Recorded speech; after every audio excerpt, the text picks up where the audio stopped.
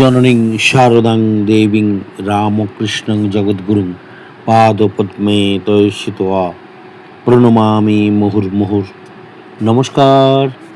আজ নিবেদিতার ভারত দর্শনের ৩০৯তম পর্ব। আমরা একটি বিশেষ সেন্সিটিভ আলোচনার মধ্যে প্রবেশ করেছিলাম। দুটি অধ্যায় অলরেডি আমরা অতিক্রম করেছি। তার আগে নিবেদিতার ভারত দর্শন যেভাবে এগিয়ে চলেছে, আপনাদের শুভেচ্ছা আমি শ্রদ্ধার সাথে গ্রহণ করেছি। আপনাদের মতামতকে আমি গুরুত্ব দিয়েই আরও দুটি কন্টিনিউ হিন্দু ধর্মের চিন্তাকে সামনে রেখে উপস্থিত করার চেষ্টা করব। আজকের বিষয়টি ভীষণ ভীষণ তাৎপর্যপূর্ণ। হিন্দু ধর্মের পরিসীমা বিষয়ে বিবেকানন্দের সঙ্গে নিবেদিতার যে কথোপকথন, সেটাকে তুলে ধরার চেষ্টা করব। একদম নিবেদিতার চিন্তাতেই, নিবেদিতার মতকে সামনে রেখেই হিন্দু ধর্মে বা হিন্দু মতে যে ধর্মান্তরিত ব্যক্তিদের প্রসঙ্গে বিবেকানন্দের সাথে তার যে কথাবার্তা, জিজ্ঞাসাবাদ করতে গিয়ে তিনি যেসব উত্তরগুলি পেয়েছিলেন, একদিন নৌকায় করে স্বামীজির সাথে সন্ধ্যার সময় যখন তিনি একটি বজরার ছাদের উপরে বসে এ বিষয়ে আলোচনা করতে গিয়ে স্বামীজির কাছে যেসব কথাগুলি শুনেছিলেন, সেগুলিকে তিনি সুন্দরভাবে লিপিবদ্ধ করে রেখেছেন। তিনি বলছেন, সন্ধ্যা সমাগত, আমরা রামকৃষ্ণ মঠের ঘাটে থামলাম। স্বামীজির নিচে নেমে আমার সঙ্গে কথা বলতে শুরু করলেন। সুন্দর পরিবেশ, মাথার উপর তারকারাজি, সন্ধে হয়েছে, চতুষ্পার্শ্বে প্রবাহমান গঙ্গা, একদিকে স্বপ্নালৌকিক গৃহ, তার পেছনে তাজা খেজুর ও ছায়াতরুর সমারোহ। আমি বললাম, স্বামীজি, পথভ্রষ্ট হিন্দুদের স্বধর্মে ফিরিয়ে আনার বিষয়ে আমি জানতে চাই, আপনি কি তাদের ফিরিয়ে নেওয়ার পক্ষে? স্বামীজি বললেন, অবশ্যই, তাদের ফিরিয়ে আনা অবশ্যই উচিত। মুহূর্তকাল তিনি গম্ভীরভাবে চিন্তা করলেন, তারপর বললেন, না হলে আমাদের জনসংখ্যা হ্রাস পাবে। আমি প্রাচীনতম মুসলিম ঐতিহাসিকের যে ফেরিস্তার তথ্য নিয়ে বলছি, যখন মুসলিমরা এদেশে আসে তখন এখানে হিন্দুদের সংখ্যা ছিল 60 কোটি, এখন সেই সংখ্যা 20 কোটি হয়েছে মাত্র। যতজন হিন্দু ধর্মে বা হিন্দু ধর্মের আওতা থেকে বেরিয়ে যাচ্ছে, তাতে যে শুধু একজন করে লোক কমছে তাই নয়, একজন করে শত্রু বৃদ্ধি পাচ্ছে। আবার যেসব ভ্রষ্ট হিন্দু ইসলাম এবং খ্রিস্ট ধর্মে রূপান্তরিত হচ্ছে, তা হচ্ছে তরবারির দ্বারা। সুতরাং একে হিন্দু ধর্মের দুর্বলতা ভাবা ঠিক নয়। যারা বিজাতীয়, অতীতে যে তাদের কিছু লোকের চক্র ধর্মান্তরিত করেছে, এখনো সেই প্রক্রিয়া কিন্তু চলছে।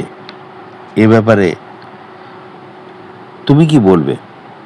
নিবেদিতা বলেন, আমার মতে আদিবাসী, উপজাতি, প্রান্তিক জাতি, এমনকি মুসলিম বিজয়ের আগে ভারতের সব বিজেতার ক্ষেত্রেই এই মন্তব্য প্রযোজ্য।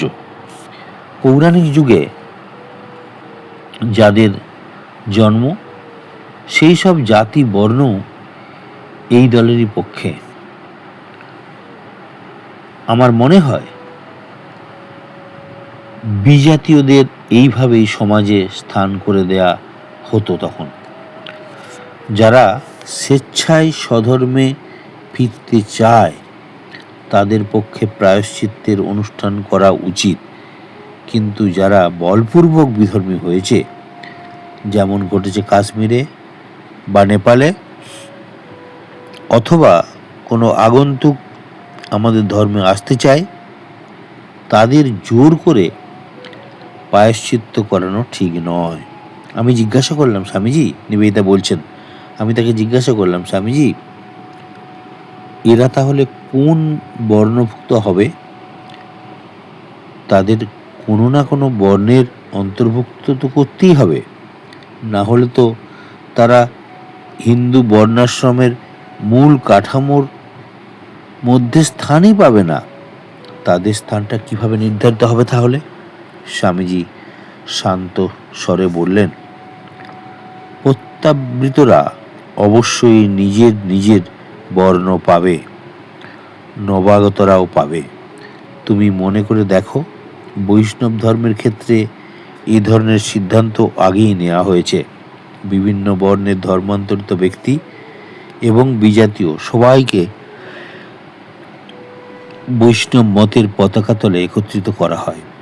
তারা সবাই একটি বিশেষ শ্রদ্ধেয় বর্ণরূপে পরিচিতি লাভ করে। রামকৃষ্ণ নয়, রামানুজ থেকে বাংলার চৈতন্যদেব পর্যন্ত সব মহান বৈষ্ণবী একই পথ নিয়েছিলেন। আমার প্রশ্ন, নিবেদিতা বলছেন, নবাগতরা তাহলে কোন বর্ণে বিবাহ করতে পারবেন? স্বামীজি উত্তর দিচ্ছেন, নিজেদের মধ্যে এখন তারা যা করছে। এরপর নামকরণের বিষয়ে আমি জানতে চাইলাম। নিবেদিতা বলছেন, বিজাতীয় এবং ভষ্ট হিন্দু যারা অহিন্দু নামে পরিচিত হয়েছে, তাদের কি নতুন নামকরণ হবে? বর্ণসূচক নাম দেওয়া হবে তাদের? চিন্তাগতভাবে স্বামীজি বললেন, নিশ্চয়ই, নামে তো অনেক কিছুই আসে যায়। এই প্রসঙ্গে তিনি আর কিছু বলতে চাইলেন না। কিন্তু নিবেদিতা বলছেন, আমার পরবর্তী প্রশ্নে তিনি উত্তেজিত হলেন। এই নবাগতদের কি হিন্দু ধর্মের বহু ধারায় যে কোনোটিকে বেছে নেওয়ার স্বাধীনতা দেয়া হবে, নাকি তাদের জন্য একটা নির্দিষ্ট পথ ঠিক করে দেয়া হবে? স্বামীজি এবার একটু চুপ থেকে বলে উঠলেন, এ কথা বলবার মানে কি? নিজেদের পথ তারা নিজেরাই ঠিক করে নেবে বা বেছে নেবে। তা না হলে তো হিন্দু ধর্মের মর্মই বিনষ্ট হয়ে যাবে। আমাদের ধর্মের মর্মার্থ ইষ্ট চিন্তার স্বাধীনতা। তখন আমি বলে উঠলাম, নিবেদিতা বলছেন, আমি বুঝতে পারলাম এবং বলে উঠলাম, তার বক্তব্য অত্যন্ত গুরুত্বপূর্ণ ছিল ঠিকই, কারণ আমার সামনে তিনি বসে আছেন জীবিত জ্ঞানী ব্যক্তিদের মধ্যে। তিনি সবথেকে বেশি সময় দিয়ে বৈজ্ঞানিক দৃষ্টিভঙ্গি এবং মমত্ব সহকারে হিন্দু ধর্মের মৌলিক তত্ত্বটি বোঝার চেষ্টা করেছেন এবং ইষ্টচিন্তার স্বাধীনতা এমন একটি তত্ত্ব যা সমগ্র বিশ্ববাসীর মিলন ক্ষেত্র হতে পারে। এরপর আমাদের কথাবার্তা, নিবেদিতা বলছেন, অন্যদিকে মন নিল। কিছুক্ষণ পরে সেই মহান ধর্মগুরু বিদায় সম্ভাষণ জানিয়ে নিজের লণ্ঠনটি হাতে তুলে নিয়ে মঠ বাড়ির দিকে প্রস্থান করলেন। আমি তারপরে গঙ্গার পথহীন পথ ধরে দুই তীরে তার সৃষ্টিকর্ম দেখতে কলকাতায় নিজের বাড়ির দিকে পাড়ি দিলাম। নিবেদিতার সাথে এই হিন্দু ধর্ম নিয়ে স্বামীজির যে ধরনের বাক্যালাপ বা কথোপকথন বা সংঘাতপূর্ণ আলোচনাগুলি হয়েছিল, খুব অল্প কথার মধ্যে নিবেদিতা সেটিকে লিপিবদ্ধ করে রেখেছেন বলেই সেগুলিকে আপনাদের সন্ধানে আনতে পারলাম। আমি আনতে পেরে নিজেও ধন্য। ধর্ম যখন সক্রিয় শক্তি হয়, বর্তমান যুগ এখন এমন একটা সময় যখন মানুষের জীবনকে বিশেষভাবে প্রভাবিত করে এমন যে কোনো ঘটনা বা মহান ভাবধারা ক্রমাগতই ব্যাপক এবং গঠনমূলক বলে পরিণত হচ্ছে। মানুষ এদের বোধগম্য ব্যাখ্যা চাইছে এবং সমন্বয়ী শক্তিরূপে দেখছে।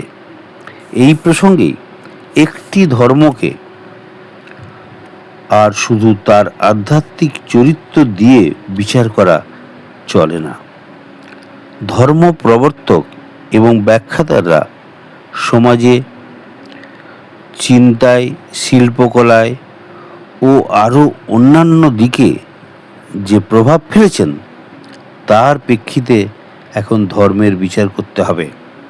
আধ্যাত্মিক তথা নৈতিক চিন্তা ও আদর্শ ছাড়াও প্রতিটি নতুন ধর্মই একটা সর্বাত্মক আবেগ সৃষ্টি করেছে, যার ফলে সেই যুগের শিল্প, বিজ্ঞান, সাহিত্য প্রতিটি ক্ষেত্রে নবজীবনের জোয়ার এসেছে। সেই পরিপ্রেক্ষিতেই সমাজের উপর তার প্রতিক্রিয়া অত্যন্ত ব্যাপক এবং উদ্দীপনাময়। বুদ্ধের পরিচয় শিক্ষক রূপেই শুধু নয়, তার জীবন এবং উপলব্ধি কালক্রমে সমগ্র বৌদ্ধ যুগের জীবনধারা এবং উপলব্ধিতে পরিণত হয়েছে। যে সমাজে তিনি জন্মগ্রহণ করেছিলেন সেই সমাজে তীব্র আবেগের সঞ্চার করে তিনি সে যুগের সমাজ, মেধা ও সর্বময় সংস্কারের প্রাণপুরুষ হয়েছিলেন। যেখানে যেখানে তার আদর্শ প্রচারিত হয়েছে সে সকল স্থানেই তার জীবন ও বাণী এক অত্যাশ্চর্য রূপান্তর ঘটিয়েছে। বিশেষত ভারতের একটা নতুন দর্শনের উদ্গাতা ও ত্রিপিটকের প্রেরণাদাতা রূপে তার ভূমিকা সীমাবদ্ধ থাকেনি।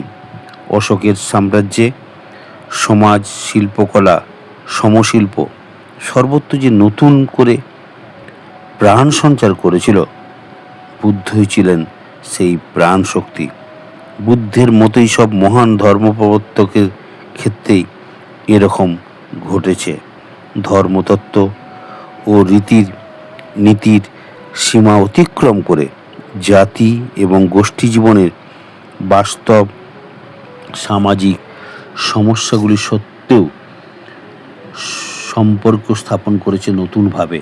উদাহরণস্বরূপ খ্রিস্ট ধর্মের উত্থান ও প্রতিষ্ঠার যদি আমরা ইতিহাস পড়ি তাতে দেখতে পাব সেই সময়ে রোম সাম্রাজ্যের পতন শুরু হয়েছে।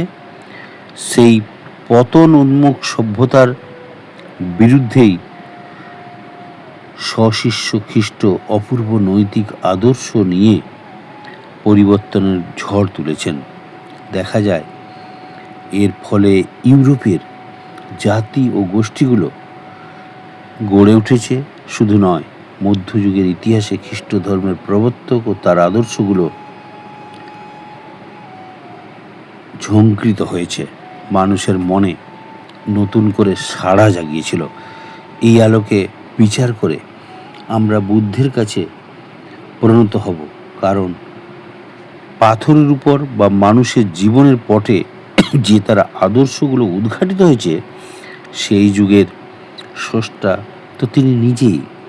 পাশ্চাত্যের বিশাল স্তম্ভ ও খিলান শোভিত প্রতীক গির্জাগুলি, মাইকেল অ্যাঞ্জেলার অনবদ্য চিত্রকলা, নাস্তে বা দান্তে কাব্যসম্ভার, ইউরোপীয় নবজীবন, রেনেসাঁস, মধ্যযুগের ইতিহাসের মৌলিক চিন্তা সমৃদ্ধ অধ্যায়গুলি সব খ্রিস্টীয় কীর্তি। সুতরাং মনুষ্য সমাজে ধর্মের প্রভাব অপরিমেয়। এই সত্যটি মনে রেখে ধর্মকে বিবৃত দৃষ্টিতে বা বিকৃত দৃষ্টিতে না দেখে এবং সংকীর্ণ আধ্যাত্মিকতার গণ্ডিতে আবদ্ধ না রেখে তাকে যে কোনো জাতি, যুগ এবং গোষ্ঠীর সচেতনতা মধ্যে আনার ভূমিকায় প্রতিষ্ঠিত করতে হবে। এই ধারণাটাই মনের মধ্যে রাখতে হয়। প্রত্যেক মানুষের জীবনেই অন্তহীন একটা পিছুটান থাকে, যার মধ্যে অন্তর্নিহিত তার জীবন বোধ। এই বোধই সচেতন জীবনে তার প্রধান বৈশিষ্ট্য বা প্রবণতা রূপে প্রতিফলিত হয়। আরও বা কারো কারো মধ্যে দেখা যায় যে জীবনকে তারা আন্তরিকভাবে গ্রহণ করতে পারেনি। কেউ কেউ আবার নিজের মনের গভীরতা প্রকাশ করতেও সক্ষম হয়। অন্যদের ক্ষেত্রে হয়তো তা তাদের ব্যক্তিগত আকর্ষণের শক্তি হতে পারে। যাই হোক, তা সম্ভব হয় সেটি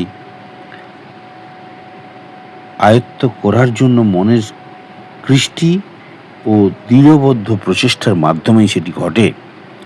আকর্ষণীয় ক্ষমতাসম্পন্ন মানুষটিকে শারীরিক ও মানসিকভাবে নিয়মিত প্রচেষ্টা করতে হয়েছে, যার ফলে তিনি নিজের গোষ্ঠীর মধ্যে বিশিষ্টতা অর্জন করতে পেরেছিলেন। মেধা অর্জনের জন্য ব্যক্তি মাত্রকে বহুদিনের দৃঢ় নিবদ্ধ প্রচেষ্টা তার আয়ত্ত করতে হয়েছে।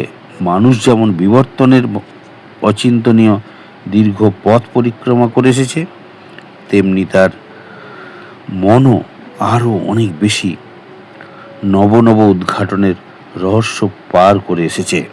সুতরাং আমাদের শারীরিক দূরত্ব যতটা বেড়েছে, মনের দূরত্ব তার থেকে অনেক বেশি হয়েছে। আয়তন এবং ক্ষমতায় যে তারতম্য দেখা দিয়েছে, সেই রকমই কিন্তু অকল্পনীয় মানসিক বৈষম্যেরও সৃষ্টি হয়েছে, যার ফলে একজনের সাথে অন্য একজনের অত্যধিক দূরত্ব গড়ে উঠেছে। সেই কারণে মানুষের জীবনের যে পিছুটান, তা যাই হোক না কেন, তা তার প্রকাশ করা উচিত। প্রত্যেকের উচিত তার মানসিক গুণগুলো অনুধাবন করা, কারণ সেগুলোর বিকাশের দ্বারাই তার মনুষ্যত্ব বিকশিত হবে এবং আত্ম উপলব্ধি অবশ্যই ঘটবে। নিজেকে পরীক্ষা করার জন্য নিজের যোগ্যতা বা সম্ভাবনা সম্পর্কে অন্যদের মতামতকে গুরুত্ব দিতে হবে। তাদের যোগ্যতার বিচার এবং নিরীক্ষণের ভিত্তিটি বুঝে যদি নেওয়া যায়, তাহলে নিজেকে সচেতনভাবে যোগ্য থেকে যোগ্যতর করে তোলা সম্ভব হবে। আমাদের সামনে যেসব পরিস্থিতি তৈরি হয়েছে, তা যথাযথভাবে মানিয়ে নেওয়ার ক্ষমতা যদি থাকে, তাহলে সেসব ক্ষেত্রে আমাদের বিরক্তির সৃষ্টি হয়েছে, সেগুলিকে বিচার করার জন্য মানসিক ক্ষমতা বাড়িয়ে নেওয়া উচিত। যদি কারোর ব্যক্তি মাধুর্যে আকৃষ্ট হই, তাহলে নিজেকে সেইভাবে আকর্ষণীয় করে তোলার মতো গুণগুলোও আমাদের আয়ত্ত করতে হবে। কারো ক্ষেত্রে হয়তো তা ধর্মীয় আদর্শ, কারো ক্ষেত্রে হয়তো সেটা খোলামেলা স্বভাব হতে পারে। একজন হয়তো পছন্দ করে সহমর্মিতা, অন্যজনের পছন্দ হয়তো বৃহৎ উদ্দেশ্যে আত্মোৎসর্গ করার মতো গুণের বিকাশ। কোনো একটা হতেই পারে। এই রকম আরও অনেক প্রবৃত্তি মানুষের অজান্তে তার মনে থেকে যায়, যেগুলি ফুলে ফেঁপে উঠে আমাদের বড় হওয়ার পথ করে দেয়। কোন বিকাশের জন্য প্রথম দিকে সচেতনভাবে মনোসংযোগ করতে হয়, কালক্রমে ক্রমাগত প্রচেষ্টার ফলে তা স্বাভাবিক হয়ে যায়। পুনরাবৃত্তির ফলে সচেতন প্রচেষ্টা অভ্যাসে পরিণত হয়। তখন সামান্য মনোযোগেই তা আয়ত্ত হয়। সব মহত্বই কিন্তু অচেতন সৃষ্টি। নেতৃত্ব শক্তিও আসে অজানিতভাবেই। মহান নেতারা কিভাবে মহান হলেন তা তাদের নিজেদেরকেও দুর্বোধ্য হওয়া থেকে বঞ্চিত করেছে মাঝে মধ্যে। মহান ব্যক্তির সাধারণের সঙ্গে তার পার্থক্য, সেটাই জীবনের রহস্য এবং মাধুর্য। তাদের নিজেদের কাছেও তাদের মহানত্বের কথা মাঝে মধ্যে তাদের নিজেদের মধ্যেই কিন্তু নির্বুদ্ধ থেকে গেছে। মহান ব্যক্তির সাধারণের সঙ্গে তার যে পার্থক্য তারা বুঝে উঠতে পারে না। দেবতুল্য হয়ে ওঠার রহস্যটাও কিন্তু তার কাছে অধরা থেকে যায়। আমরা যদি দেখি সব রকম মহত্ব, মানসিক, আনুভূতিক, আধ্যাত্মিক বা যে কোনো প্রকারে হোক, নিজের মনের গভীরতার স্পর্শেই তা সম্ভব হয় এবং সব মানুষের ক্ষেত্রেই আকর্ষণীয় শক্তি এবং আনন্দময়তার জন্য গভীর অন্তর্দৃষ্টির প্রয়োজন। সব মহান ব্যক্তির ক্ষেত্রেই আত্মশক্তির যথাযথ বিকাশ তার মাধুর্যের উদ্গাতা, এটা ভুলে গেলে চলবে না। আগ্রাসী হিন্দুত্বের যে বলিয়ান, প্রকৃত হিন্দু ধর্ম মানুষকে স্বপ্নের বিলাসিতা থেকে কর্মে পবিত্র হতে শিখিয়েছে। এটা ডক্টর জগদীশচন্দ্র বসু কিন্তু এই শব্দগুলো ব্যবহার করেছেন।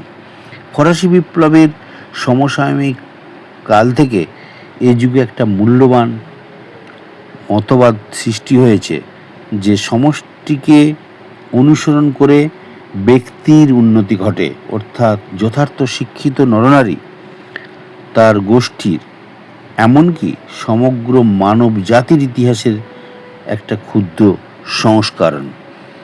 বিংশ শতকে পাশ্চাত্যের সাধক ও শিক্ষকদের গুরু পেস্তালোৎসির মাধ্যমে এই মহান চিন্তাধারা নতুন শিক্ষা ব্যবস্থার অন্যতম অঙ্গরূপে স্বীকৃত হয়। তিনি বুঝেছিলেন যে জনগণকে শিক্ষিত করে তুলতে প্রয়োজন এক আধুনিক উদার মনস্তাত্ত্বিক বৈশিষ্ট্যের, যার দ্বারা নির্ধারিত হবে একটা শিক্ষাক্রম। বিপ্লবের অস্তে সুইজারল্যান্ডে গিয়ে মানবপ্রেমী পেস্তালোৎসিকে যে সমস্যায় পড়তে হয়েছিল তা আজ জনদরদি ভারত সন্তানের সংকটের তুলনায় তুচ্ছ। এ সত্ত্বেও মনের গভীরতায় তারা উভয়েই কিন্তু সমান। জনগণকে নতুন চিন্তাধারায় প্রণোদিত করা, সঙ্গে সঙ্গে অগভীর রেয়াজগুলোর কুফল মুক্ত করার ক্ষেত্রে দুজনের সামনেই একই সমস্যা। যে জমি আম বা খেজুরের মতো উন্নত মানের ফল ফলায় তাতে লাউ কুমড়ো বা পশুখাদ্য ফলানোর জন্য ব্যবহার করা কিন্তু মূর্খতা। ঠিক সেই কারণেই এবং সেইভাবেই যে দেশে বেদ বা জ্ঞানযোগ রচিত হয়েছে তাকে পাশ্চাত্য শিক্ষা রীতির অনুকরণ বা সমালোচনা করার কাজে অবমানিত করা কোনো মতেই উচিত নয়। কিন্তু দুর্ভাগ্যক্রমে এটাই এখন ভারতীয় সংস্কৃতির হয়ে নতুনভাবে উঠে দাঁড়িয়েছে। মনে হচ্ছে যেন এরকমই চলতে থাকবে যদি না ভারতীয় মানসিকতার ইতিহাসে শিক্ষা এবং দৃষ্টিভঙ্গি গ্রহণ করার জন্য উপযুক্ত সুযোগ সুবিধা গড়ে ওঠে। তার জন্য মনকে নবতর বিস্তৃতির সঙ্গে মানিয়ে নিতে হবে। সেই সব জিনিস একদিন মিলেমিশে একাকার হয়েছিল, হঠাৎই সেগুলো কিন্তু বিচ্ছিন্ন হয়ে পড়েছে। যা কিছু এতদিন সহজাত বলে বোধ হয়েছে, হঠাৎ যেন তারা বিশেষ উদ্দেশ্যে প্রণোদিত রূপে প্রতিভাবত হয়েছে। স্পষ্ট করে যাদের সংজ্ঞা নির্দেশ করা চলে হিন্দু ধর্ম মতে বা হিন্দু ধর্মে, যেমন ইসলামেও আছে, তেমনি এ যাবৎ সামাজিক এবং ধর্মীয় আদর্শের মধ্যে কোনো পার্থক্য কিন্তু ছিল না। অবশ্যই দর্শনের শিক্ষা বা শিক্ষানবিশরা যারা ছাত্র, এদের পার্থক্য ধরতে পারত, কিন্তু ব্যবহারিক ক্ষেত্রে অভিন্নই বোধ হতো।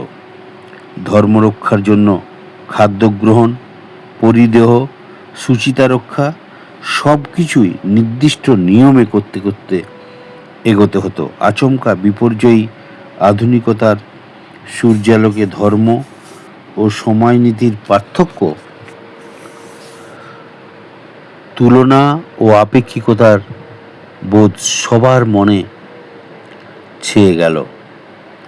আমরা আবিষ্কার করলাম যে সংস্কারের বশবর্তী হয়ে আমরা কোনো সদ্গুণ অর্জন করতে পারি না, শুধুমাত্র শালীনতা, পরিচ্ছন্নতা ও পবিত্রতার দিকে কিছুটা অগ্রসর হয়েছি মাত্র, যা আদর্শ মনুষ্য জীবনের স্বপ্ন। এও বুঝলাম যে হয়তো অন্য কোনো রীতির অবলম্বনে করলে সেটা হয়তো আরও ভালোভাবে অর্জন করা সম্ভব হতো। প্রকৃত উদ্দেশ্যটা বোঝার পর বিভিন্ন নীতি ও পন্থার তুলনামূলক বিচার করা সম্ভব হলো বা হতো। নিজেদের আচরণ বিধির সঙ্গে অন্যদের সদ্গুণগুলো যোগ করে নিয়ে সব নীতির ত্রুটি থেকে মুক্ত হওয়া সম্ভব হলো। সর্বোপরি সামাজিক আদর্শ ও ধর্মনীতির তফাৎ এবং তার পথটাকে চেনা সম্ভব হলো। এইভাবেই আগ্রাসী হিন্দুত্ব সম্পর্কে বলার পথটা নিবেদিতার দৃষ্টিতে খুঁজে পেয়েছিল।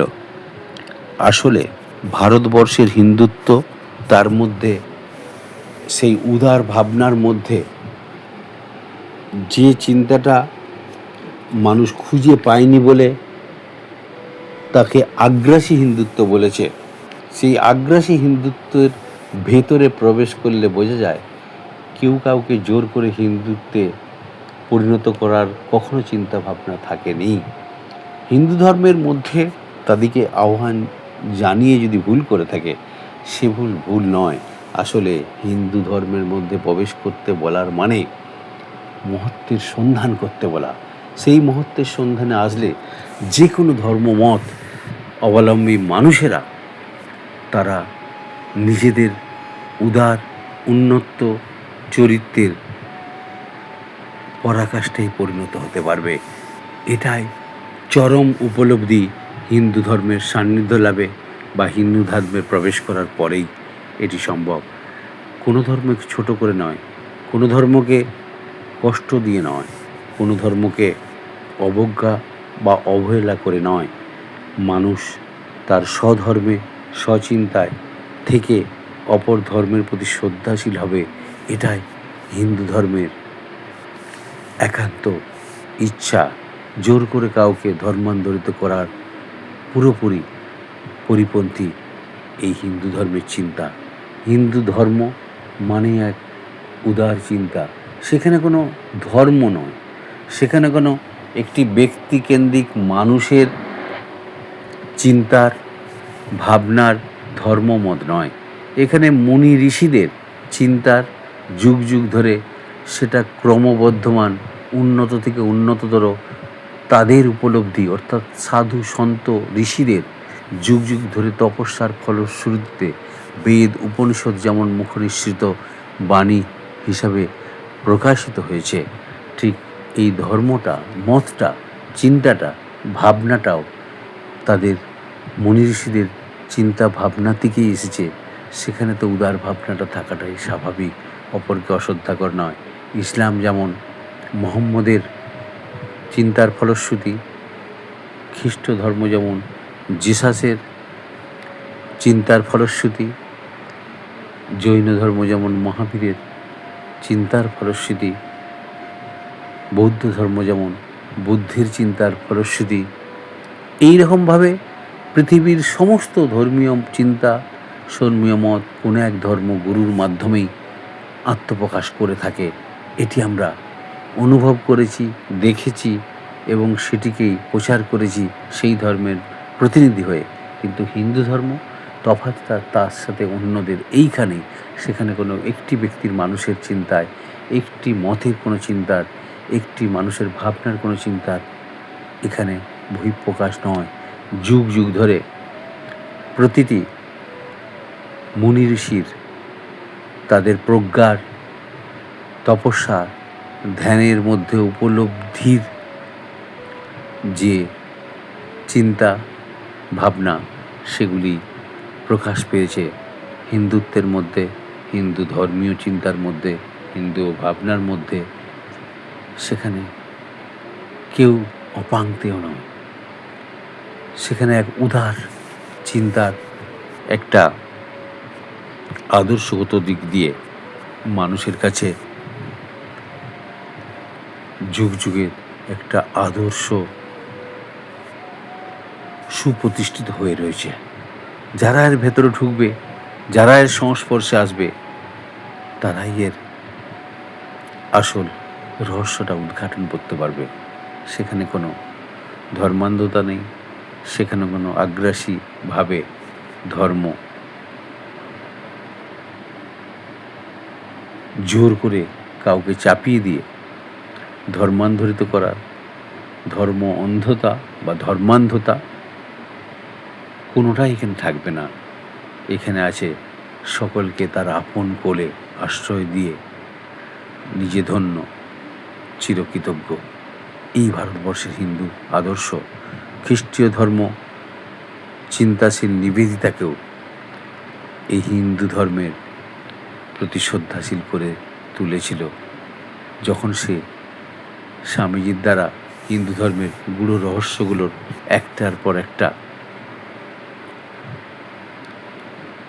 দুর্ভেদ বা দুর্বোধ্য জায়গাগুলো স্বামীজির দ্বারা সহজ সরল ভাষায় উদ্ঘাটিত হয়েছিল। তখনই নিবেদিতা হিন্দু ধর্মের প্রতি তার চিরশ্রদ্ধার জায়গা, গ্রহণের জায়গাটাকে একটা বিস্তারিত চিন্তার মধ্যে নিবেদিতাকেও পৌঁছে দেয়। তাই নিবেদিতা হিন্দু ধর্মের প্রতি এত শ্রদ্ধাশীল এবং স্বামী বিবেকানন্দের ব্রাহ্মচিন্তা থেকে ভারতীয় সনাতন হিন্দু চিন্তা ভাবনাটিকে কেন তিনি এত বেশিভাবে শ্রদ্ধাশীল ছিলেন, নিবেদিতার বুঝতে আর অসুবিধা হয়নি। তাই আর পেছনে ফেরার পালা নয়। হিন্দু ধর্ম, ভারতীয় উদার ভাবনা, বসুধৈব কুটুম্বকম, আত্মনমুখ্যাত্তং জগদ্ধিতায়চ, নিজের মুক্তির দ্বারা, জগতের কল্যাণের দ্বারা ঈশ্বর লাভ দুটিকে একসাথে রেখেই করা সম্ভব। এই ভাবনা, অপরের কল্যাণ এবং নিজের মুক্তি, এই আদর্শ পৃথিবীর ইতিহাসে বিরল দৃষ্টান্ত। হিন্দু ধর্মই তার চিন্তার মধ্যে এই রূপরেখাটি মনুষ্য সমাজের কাছে রেখে তারা ধন্য। আজ এই পর্যন্তই নিবেদিতার ভারত দর্শনে হিন্দু ধর্ম স্বামী বিবেকানন্দ দ্বারা নিবেদিতার কাছে যেভাবে আত্মপ্রকাশিত হয়েছিল, সেটি নিবেদিতাকেও নতুন চিন্তার, নতুন ভাবনার, সনাতন আদর্শের চিরসাক্ষী এবং সাক্ষ্যতা বহন করে নিয়ে যুগ যুগ ধরে এগিয়ে চলবে, এটা আমাদের বিশ্বাস। জয়তু স্বামীজি, জয়তু নিবেদিতা। ওম সতমা সদ্গময়, তমসৌমা জ্যোতির্গময়। ওম শান্তি শান্তি শান্তি। হরি ওম তৎস। শ্রীরামকৃষ্ণ অর্পণমস্তু।